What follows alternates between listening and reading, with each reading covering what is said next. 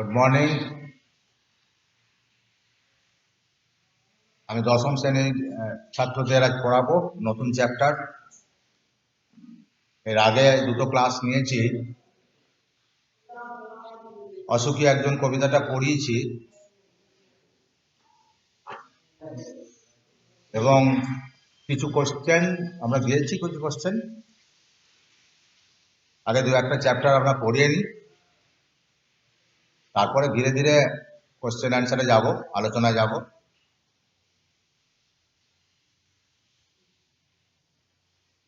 মাঝে মধ্যে একটা ডেট বলে দেবো, সোম শুক্র আমি তো ক্লাসটা নিই। তার মধ্যে ধরো সোমবার আমি ব্যাকরণটা পড়াবো, কারণ ওটা প্র্যাকটিসের দরকার আছে অনেক বেশি শুরু থেকে। আর শুক্রবার টেক্সচুয়াল আলোচনা করব।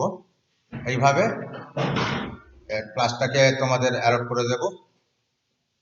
সোমবার ব্যাকরণটা পড়াবো, আর শুক্রবারে টেক্সচুয়াল গদ্য পদ্য যা কিছু আছে এগিয়ে যাবো। আমাদের আজকে গদ্য একটা গল্প পড়াবো, জ্ঞানচক্ষু। অনেকে পড়ে নিয়েছ গল্পটা। আশাপূর্ণা দেবীর লেখা জ্ঞানচক্ষু, ছোট গল্প, ব্যঞ্জনাধর্মী গল্প। এখন লিটারেচারে এটা খুব বেশি আসবে, রূপক ধর্মী, ব্যঞ্জনা ধর্মী, এইসব কথাগুলো আসবে, তাৎপর্য ধর্মী ইত্যাদি। কেননা দুটো বক্তব্য এখানে ধরা পড়ে, বাইরের একটা বক্তব্য এবং ভেতরের একটা বক্তব্য। সেটাই অভিপ্রেত অর্থ লেখকের, শিল্পী। আশাপূর্ণা দেবী একজন সুলেখিকা, খুব বেশি ইন্ট্রোডাকশন দিতে পারবো না। 1909 সালে 8ই জানুয়ারি লেখিকার জন্ম এবং 1995 তার জীবনাবসান হয়। এবং 1940 এই 40-এর দশক থেকে 90-এর দশক পর্যন্ত দীর্ঘ সময়ে 102খানা উপন্যাস তিনি লিখেছেন। বাংলা ভাষায় লিখেছেন, অনুদিত হয়েছে বিভিন্ন প্রাদেশিক ভাষায়। ইংরেজিতে হয়েছে, উর্দু ভাষায় হয়েছে, গুজরাটি ভাষায় অনুবাদ হয়েছে তার লেখা।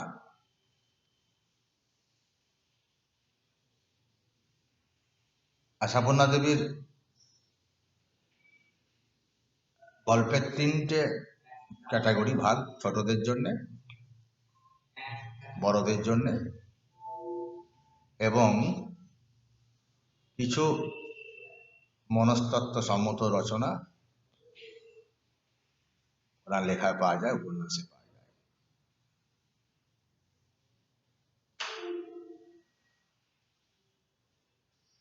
যে গল্পটা তোমাদের পাঠ্য আছে, জ্ঞানচক্ষু,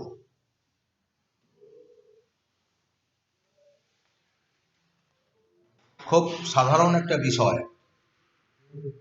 খুব সহজ সরলভাবে একটা বক্তব্যের মধ্য দিয়ে এমন কনক্লুশন টেনেছেন, এমন একটা জায়গায় গিয়ে সমাপ্তি হয়েছে যে দারুণ ক্লাইম্যাক্স। আমরা ছোট ছেলে,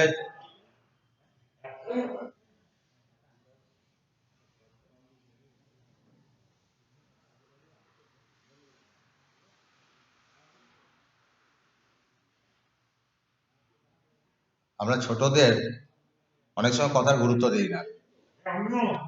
হ্যাঁ,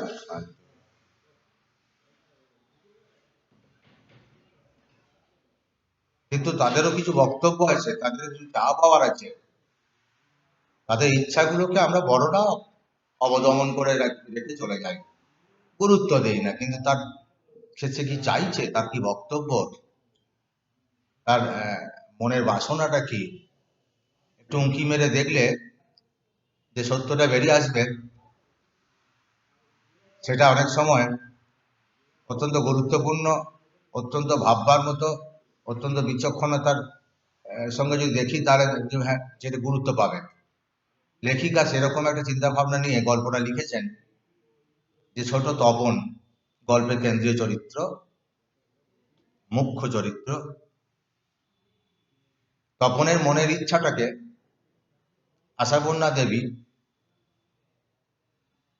কিভাবে তুলে ধরলেন এবং সংসারে ছোটদের কথাকে নিয়ে আমরা যেমন রসিকতা করি, ঠাট্টা করি, একটু উপেক্ষা করি, কিন্তু ওই ছোট্ট একটা কথার মাঝে কত বড় অর্থ থাকে অথবা তার কত দুঃখ থাকে আমরা সেটাকে গুরুত্ব দিই না। সেরকমই একটা গল্প এখানে জ্ঞানচক্ষু, নামটাও তো তেমনি, যে বলে জ্ঞানচক্ষু খুলে গেল, ও জ্ঞানচক্ষু খুলে দিল, তাৎপর্য ধর্মী নামটা খুব প্রতীক, সিম্বলিক।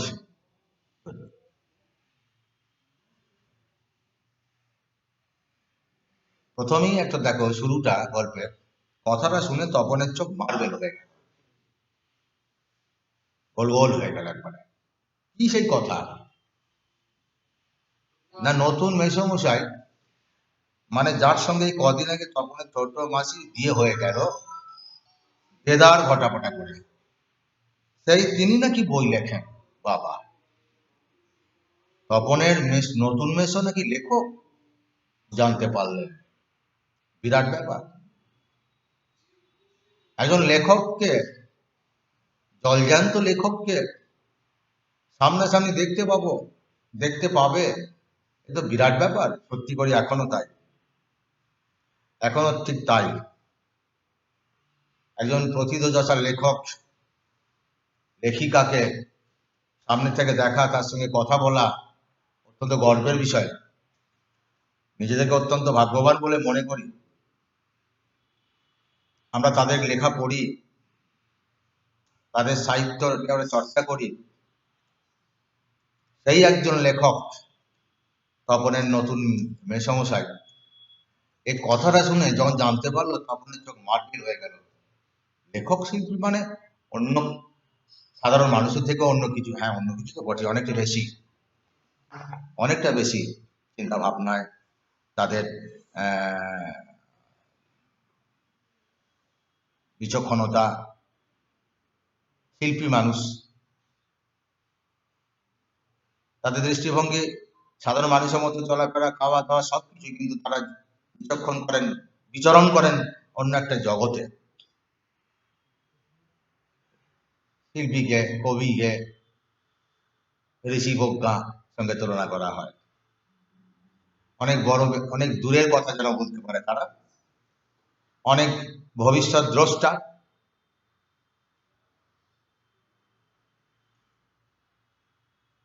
সেই তপনের ছোট মেসো, নতুন মেসো নাকি লেখক, এটা শুনে তপনের চোখ মারবেন।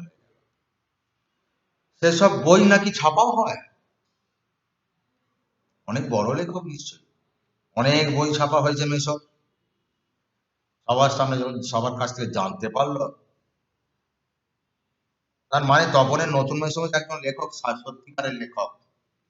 এমনি লেখা ছাপা হয় বা হয় না, সত্যিকারের লেখক, প্রতিষ্ঠিত লেখক। জলজান্ত একজন লেখককে এত কাছ থেকে কখনো দেখেনি তপন, দেখা যায় তাই জানতো না। লেখককে যে দেখা যায় জানতো না, হ্যাঁ আমরাও কিন্তু এটার সঙ্গে একমত।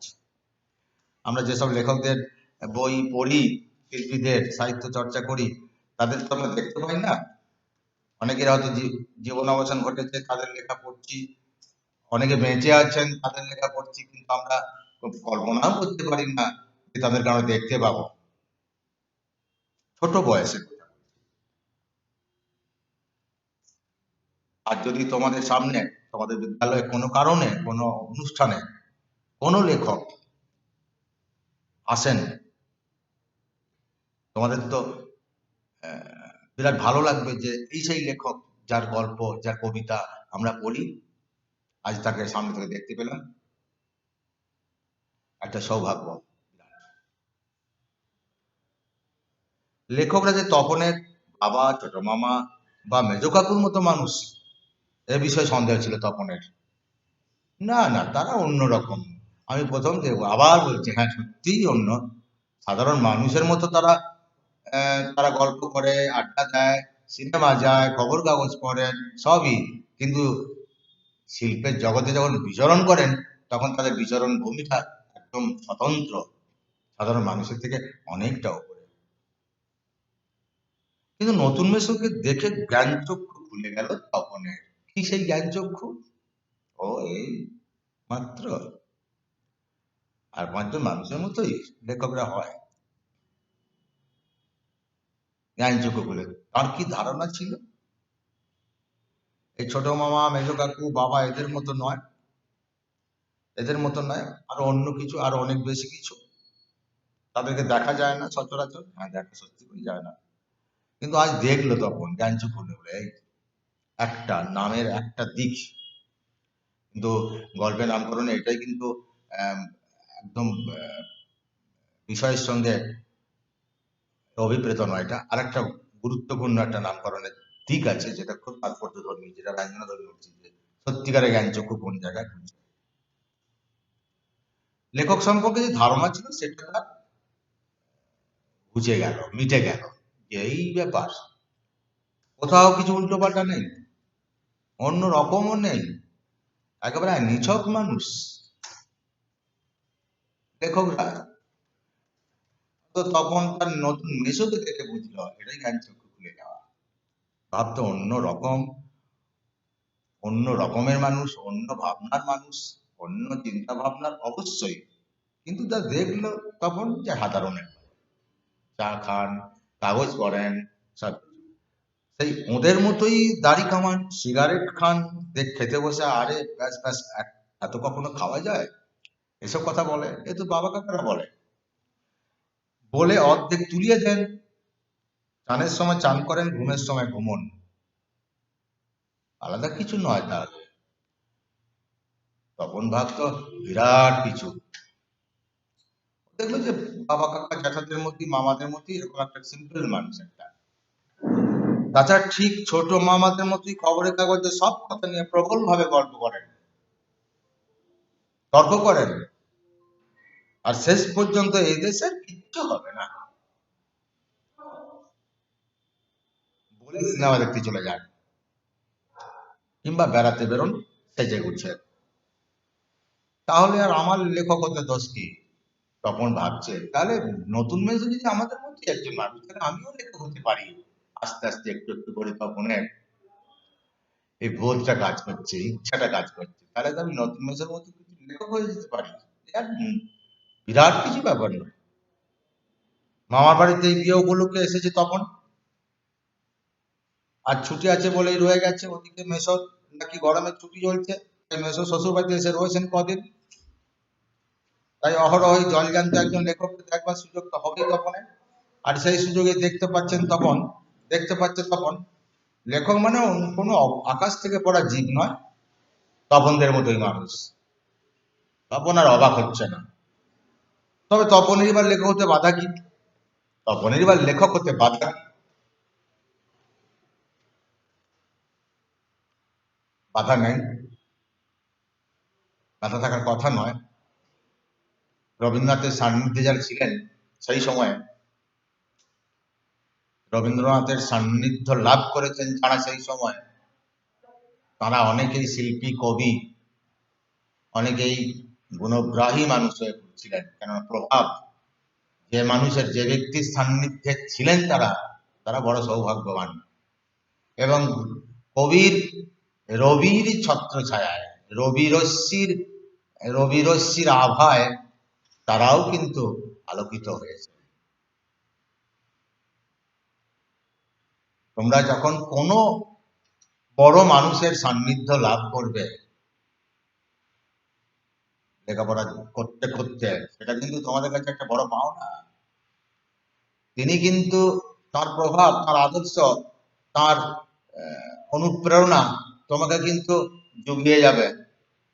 তার ছত্রছায়া তোমাকে কিন্তু এমন একটা রূপ দেবে, এমন একটা আহ, ভাবনার জগতে নিয়ে যাবে, তখন তুমিও আস্তে আস্তে এগিয়ে যেতে থাকবে। আমরা কথায় বলি তো, ওই জন্যই সঙ্গটা বা সান্নিধ্যটা মহৎ মানুষের, বড় মাপের মানুষের হওয়াই উচিত, সবসময় খুঁজতে হবে। সবসময় কিছু তার থেকে পাওয়া যায়, পাওয়া যাবেই। তপনের মূল্য হল মানুষ, একদম সাধারণ মানুষ, তিনি লেখক, আমি হতে পারবো না কেন? মেসমশাই কলেজের প্রফেসর, এখন ছুটি চলছে, তাই সেই সুযোগে শ্বশুর বাড়িতে রয়ে গেছেন কদিন, আর সেই সুযোগে দিব্যি একখানে দিবানিদ্রা দিচ্ছিলেন, ছোট মাসি সেই দিকে ধাবিত হয়। তখন অবশ্য না করে প্রবল আপত্তি তোলে, কিন্তু কে শুনে তার কথা? তখন তো লিখছিল। আর তপনের প্রিয় সাথী, খেলার সাথী এবং সবচেয়ে প্রিয় মানুষ তার ছোট মাসি। তোমাদেরও হবে মাসি, ছোট মাসি। বিয়ে হয়নি এমন মাসি আছে, বা মামা, মামার বাড়ির মাসি অথবা মামা তোমাদের কাছে অত্যন্ত প্রিয়। পিসিও থাকে, সব থাকে, কিন্তু মামার মায়ের সম্পর্কে যেটা হচ্ছে মাসি এবং মামা অত্যন্ত আদরে হয়। ভাগনা ভাগ্নিদের অত্যন্ত ভালোবাসে। মামার বাড়ির মামার বাড়ির সম্পর্কে যে ভাবটা, সম্পর্কটা অত্যন্ত মধুর। তপনেরও কাছে তপনের ছোট মাসি তার সব, তার সঙ্গে সুখ দুঃখের যা কিছু কথা ছোট মাসিকে। সেই ছোট মাসি বিয়ে উপলক্ষে কদিন রয়ে গেছে। ছোট মেসমশাই অধ্যাপক, তিনিও ছুটিতে আছেন। সেই সুযোগে লেখককে দেখা বারবার, এবং দেখতে দেখতে মনে হলো একটা কিছু লিখে ফেলি। আর সেই লেখাটাই ছোট মাসি ছিনিয়ে নিল। তখন না না না, ছোট মাসি এমন করো না, ইত্যাদি বলতে লাগলো। ততক্ষণে তো গল্প ছোট মিশ্র হাতে চলে গেছে। ছোট তখন লজ্জাও পাচ্ছে, হইচই করে দিয়ে দিয়েছে, হইচই করে দিয়েছে ছোট মাসি তার ঘুম ভাঙিয়ে। হইচই করে ছোট মেসো ঘুম ভাঙিয়ে দিলে, কি হলো, কি ব্যাপার? তখন অবশ্য মাসি এই হইচইতে মনে মনে পুলকিত হলো, যাক, দেখবে কিছু যদি হয়, যদি বলে খুব ভালো হয়েছে লেখাটা ইত্যাদি, মুখে করলেও হয় আর কি, একটু ইচ্ছা করি আর কি। কারণ লেখার প্রকৃত মূল্য বুঝলে নতুন মাসে বুঝবে, তাই ঠিক জায়গায় গেছে। রত্নের মূল্য জহুরির কাছে, রত্নের মূল্য জহুরির কাছে, রত্ন জহুরি বোঝে। ওই লাইনটা আন্ডারলাইন করবে, ওই লাইনটা আন্ডারলাইন করে 1 নম্বরে পড়ে, 3 নম্বরে দেখ, রত্নের মূল্য জহুরির কাছে। রত্ন কি, কোনটা রত্ন এবং জহুরিকে? তপনের লেখাটা যদি সত্যিকারই সেটা রত্ন হয়, তাহলে জহুরি বুঝে নেবে এটা আসল রত্ন কিনা। একটু পরেই ছোট মেসো ডেকে পাঠান তপনকে, এবং বোধ করি নতুন বিয়ের শ্বশুর বাড়ির ছেলেকে খুশি করতে বলে ওঠে, তপন, তোমার গল্প তো দিব্যি হয়েছে, একটু কারেকশন করে ইয়ে করে দিলে ছাপতে দেওয়া চলে। বাহ, খুব ভালো লেখা হচ্ছে।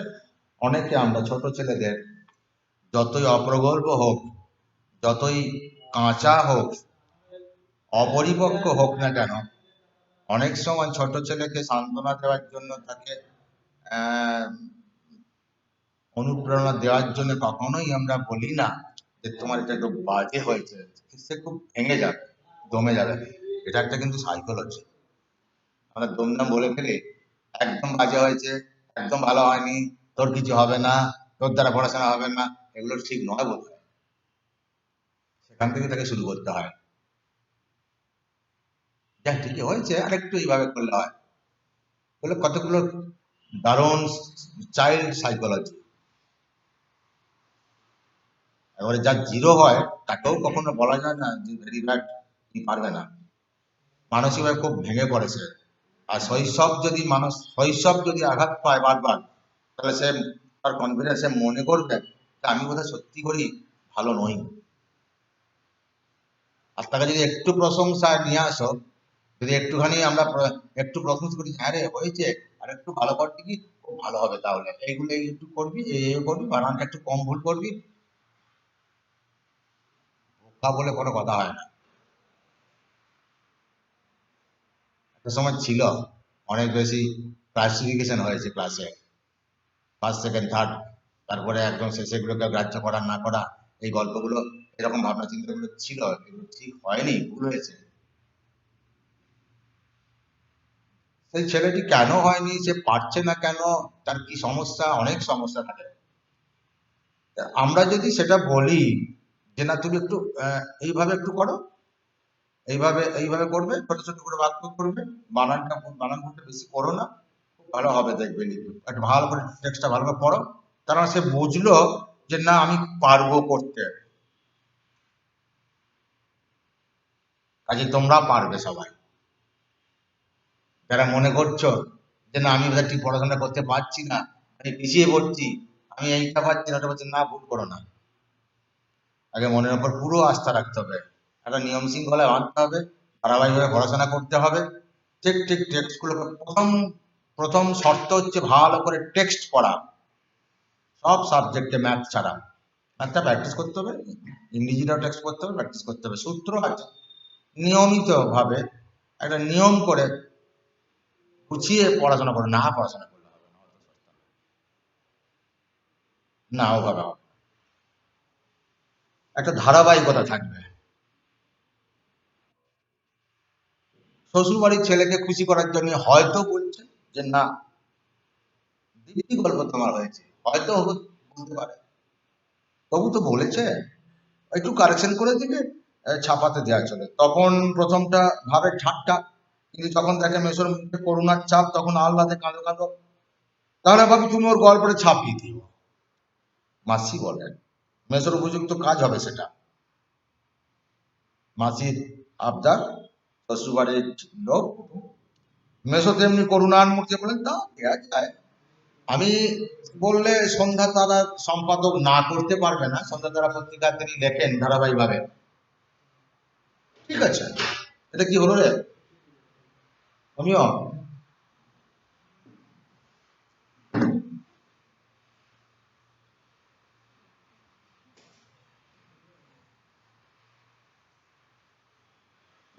তাহলে মাসি বলে তাহলে বাবু তুমি গল্পটা ছাপিয়ে দিও, আর সেটাই হবে মেসোর উপযুক্ত কাজ। মেসোর উপযুক্ত কাজ হবে সেটা, লাইনটা আন্ডারলাইন করো, মেসোর উপযুক্ত কাজ হবে সেটা। বই পরিষ্কার থাকবে না, বই দাগ দেবে, পাশে নোট দেবে, কোনো যত ছোট্ট ছোট্ট ছোট্ট করে দরকার পেন্সিল ব্যবহার করো, পেন্সিল, মেসোর উপযুক্ত কাজ হবে সেটা। মেসো তেমনি করুণার মূর্তিতে বলেন তা দেয়া যায়। আমি বললে সন্ধ্যা তারার সম্পাদক না করতে পারেন, যেহেতু উনি লেখেন নিয়মিত ভাবে, সন্ধ্যা তারা পত্রিকায় তিনি ধারাবাহিক লেখেন, সম্পাদক তার হাতে, ঠিক আছে, তখন তোমার গল্প আমি ছাপিয়ে দেবো, বিরাট ব্যাপার। বিকেলে চায়ের টেবিলে কথাটা ওঠে, চা খেতে বসেছে, শ্বশুর বাড়ির লোকজন আছে, আর সবাই তখন এই গল্প শুনে হাসে, কিন্তু মেসো বলেন না না আমি বলেছি তপনের হাত আছে, তপনের হাত আছে কথাটার মানে অন্য। তপনের হাত আছে মানে কলম থেকে লেখা বেরোয়, কলম থেকে লেখা বেরোয়, ওর হাত আছে, ওর কলম আছে, এই কথাগুলো খুব বেশ প্রতীক ধর্মী আর কি, খুব আর্টিস্টিক। ওর হাত আছে, বা ওর ওর কলম আছে, মানে ওর হাতে কলম আছে, তার মানে কি হাত থেকে লেখা বেরোয়, চোখও আছে। ও গতানুগতিক গল্প, রাজার রাক্ষস কক্ষসের গল্প লেখে না, হ্যাঁ, রাজপুত্র রাজকথা রূপকথার গল্প লেখে না, ধারাবাহিক নয়। নচেত এই বয়সে ছেলেমেয়েরা গল্প লিখতে গেলে শুধু রাজা রানী গল্প লেখে, নয়তো খুন জখম অ্যাক্সিডেন্ট অথবা না খেতে পেয়ে মরে যাওয়া, এসব মাল মশলা নিয়ে বসে আর কি। তখন যে সেই দিকে যায়নি, শুধু ওর ভর্তি হওয়ার দিনের অভিজ্ঞতার অনুভূতির বিষয় নিয়ে লিখেছে। এটা খুব ভালো, ওর হবে, এই ওর হবে কথাটা গোটা বাড়িতে চালু হয়ে গেল। মেজ কাকাও বলছে তোর হবে, তখন মামাও বলছে তোর হবে। ছোট ছেলে তো, আমি বললাম মজা করে, আক্রমণ করার ইচ্ছা কারণ নেই, আঘাত করার ইচ্ছা নেই, কিন্তু ঠাট্টা করা, রসিকতা করা, একটু মজা করে আনন্দ পায়, তোর হবে বাবা। তখন বিহ্বল দৃষ্টিতে তাকায়, তারপর ছুটি পুরলে মেসো গল্পটা নিয়ে চলে গেলেন। তখন কৃতার্থ হয়ে বসে বসে দিন ভরে এই কথাটা ভাবছে, তখন রাত দিন ছেলেবেলা থেকেই তো রাশি রাশি গল্প শুনেছে, তখন এখন আর বস্তা বস্তা পড়ছে, কাজে গল্প জিনিসটা যে কি সে জানতে তার বাকি নেই।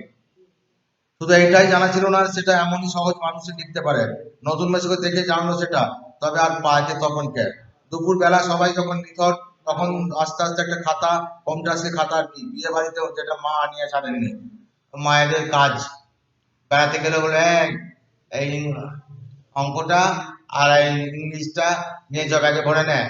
যখন এই বেড়াতে গেছে, ধরো কাশ্মীর বেড়াতে গেছো, মা বলে লাগবে নিয়ে যা, সময় পেলেই পড়বি, পড়া হয় তো। মায়েদের তো চিন্তা ভাবনার সীমা পরিসীমা নেই, বাবা শুধু যাচ্ছে একটু বিনোদনের জন্য, হয় পড়া। অনেক মাই কিন্তু এটা করে যে ব্যাগে খাতাটা, অঙ্কের খাতাটা, অঙ্ক বইটা আর ইংরেজিটা নিয়ে চল চল। তপনের মাও মাসির বিয়েতে নিয়ে সঙ্গে ওই হোম টাস্কের খাতাটা নিয়ে চলে এসেছিল, সেই হোম টাস্কের খাতাতেই তখন গল্প লিখছে লুকিয়ে লুকিয়ে। বিয়ে বাড়িতে যেটি মা না নিয়ে ছাড়েননি, আর কলমটা নিয়ে তিনতলা সিঁড়িতে উঠে গেল, আর তোমরা বিশ্বাস করবে কিনা জানি না, একা শোনে বসে লিখেও ফেললো আস্ত একটা গল্প।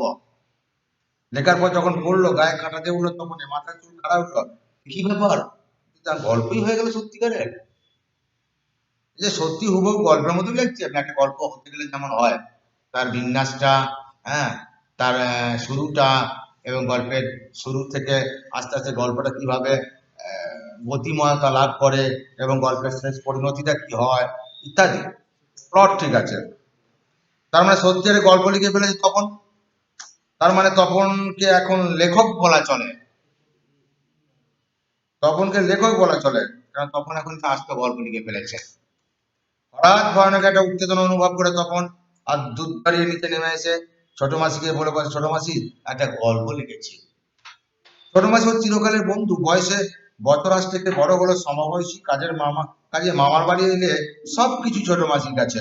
তাই এই ভয়ানক আনন্দের খবরটা ছোট মাসিকে সর্বাগ্রে দিয়ে বসে। আমি আগেই বলেছি, ছোট মাসি ওর বয়সে বছরাজ থেকে বড় হলো, ছোট মাসি তার খেলার সাথী, সুখ দুঃখের সাথী, যা কিছু ভালো মন্দ ছোট মাসির সঙ্গে শেয়ার করে, সবকিছু বলে ছোট মাসিকে।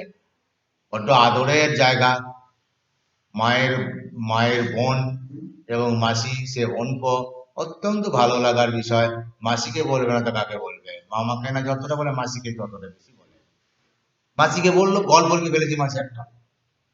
ছোট মাসি ওই চিরকালের বন্ধু আছে বেশ, তবে বিয়ে হয়ে ছোট মাসি না একটু মুরব্বি মুরব্বি হয়ে গেছে, এমন তো ছিল না ছোট মাসি। তাই গল্পটা সবটা না পড়ে একটু চোখ বুলিয়ে বেশ চাপড়ানো সুরে বলবে, ও মা, এ তো বেশ লিখেছিস রে, কোনখান থেকে টুগলি ভাই করিস, কোনখান থেকে টুগলি ভাই করিস নি তো, মানে নকল করিস নি তো।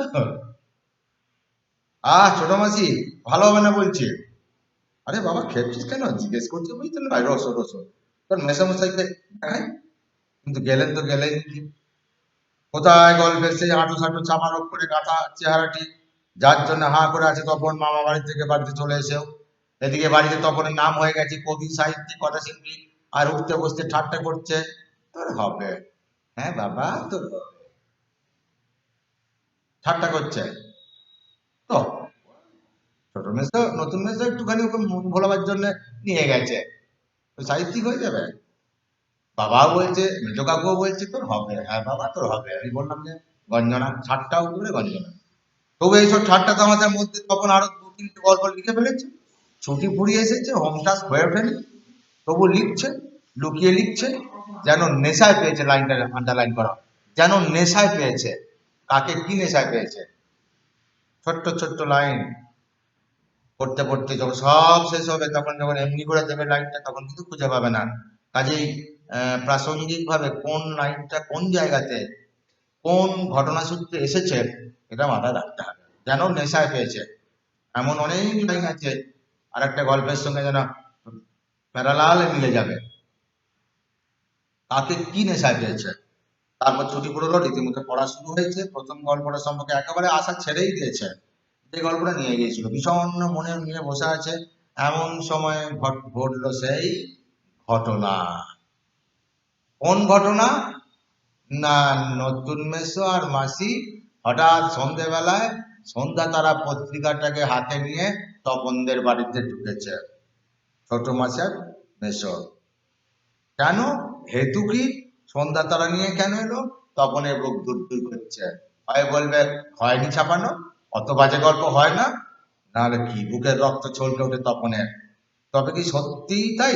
সত্যিই তপনের জীবনের সবচেয়ে সুখের দিনটি এলো আজ। কেন? না তপনের লেখা গল্প সন্ধ্যা তারা পত্রিকায় ছাপা হলো। এটা কম গর্বের বিষয় নয়। তোমরা যখন স্কুলের ম্যাগাজিনে লেখা দাও, সবাইকার জায়গা পায় না। মোটামুটি একটু নির্বাচন করে একটু দেখে শুনে যখন তোমাদের লেখা ছাপা হয় তখন তো ভালো লাগে। বাড়িতে মা বলে, মাকে বলে, বাবাকে বলে আমার গল্পটা ছাপিয়েছে বাবা, দেখো। বিরাট কিছু না হলে কিন্তু ওই শিশু মনে ওইটা ওর কাছে বিরাট পাওয়া, ওটা বিরাট পাওয়া। তাই কি সম্ভব? সত্যিকার ছাপার অক্ষরে তপন কুমার রায়ের লেখা গল্প হাজার হাজার ছেলের হাতে হাতে ঘুরবে। ভাবতেও কেমন অবাক লাগছে। পৃথিবীতে এমন অলৌকিক ঘটনা ঘটে, অবিশ্বাস্য ঘটনা ঘটে গেল তপনের জীবনে। বেশ, ওইটুকু থাক, বাকিটা পরের দিন। বলেছি সোমবারে আমি ব্যাকরণটা করবো, আর শুক্রবার টেক্সট। Thank you.